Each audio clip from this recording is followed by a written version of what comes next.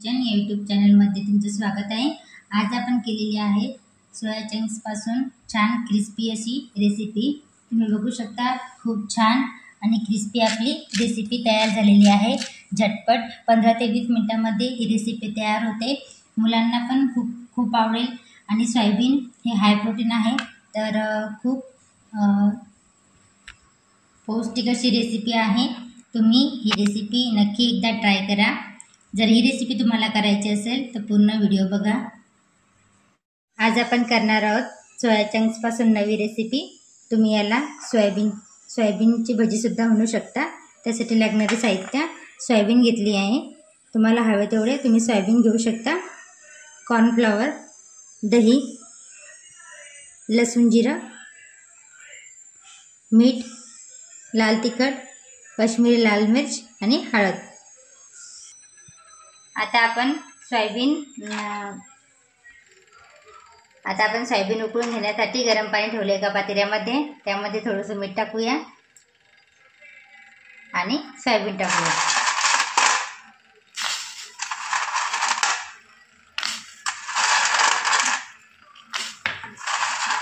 आता आपल्याला 2 मिनिटं असं ठेवायचं आहे।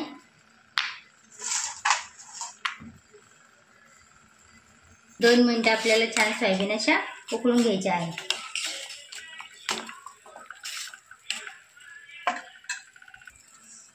सोयाबीन छान आपल्या उकळलेल्या आहेत। आता आपण गॅस बंद करूया आणि 5-10 मिनिटांसाठी ते थंड होण्यासाठी सोयाबीन आपण तशात ठेवूया।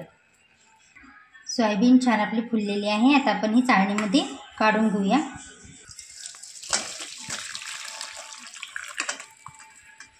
आता आपल्याला ह्या सोयाबीनच्या वड्या छान थंड करून घ्यायच्या आहे। सोयाबीन वड्या आता आपल्या छान थंड झालेल्या आहे। आता आपल्याला छान अशा पिळून घ्यायच्या आहे। जेवढे आपण छान पिळून घेऊ तेवढे आपले भजे क्रिस्पी होतील।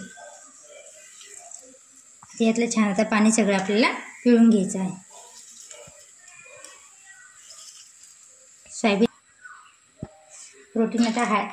सोयाबीन हाय प्रोटीन डाएट आहे। जे नॉनव्हेज खात नाही त्यांच्यासाठी खूप छान, खूप हेल्दी आहे। त्यामुळे जे नॉनव्हेज खात नाही त्यांच्यासाठी हे ऑप्शन आहे। तुम्ही अशा प्रकारे सोयाबीनची रेसिपी करून खाऊ शकता, खूप छान लागते। सोयाबीन आपण छान पिळून घेतलेली आहे। आता यामध्ये आपण 2 चमचे दही टाकणार आहोत।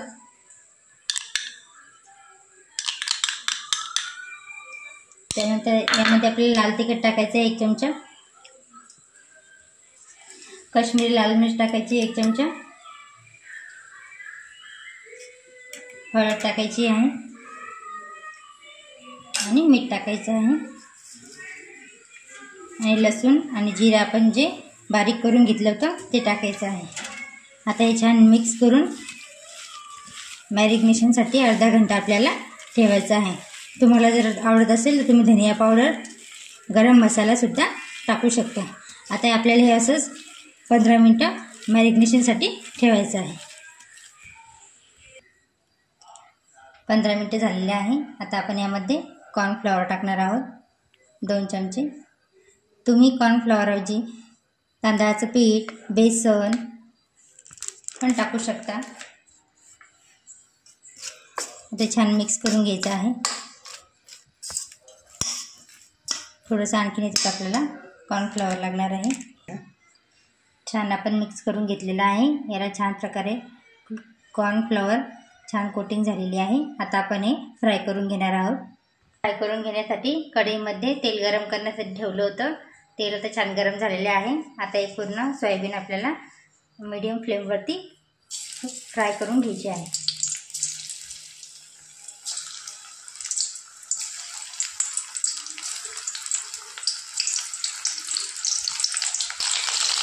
छान असा लाल कलर येईपर्यंत आपल्याला सोयाबीनला तळून घ्यायचं आहे।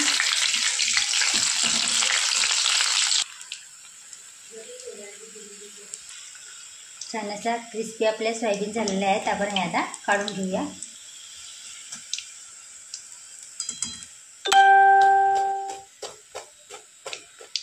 आता आपण अशाच प्रकारे बाकीच्या पण सोयाबीन वड्या छान आता तळून घ्यायच्या आहेत।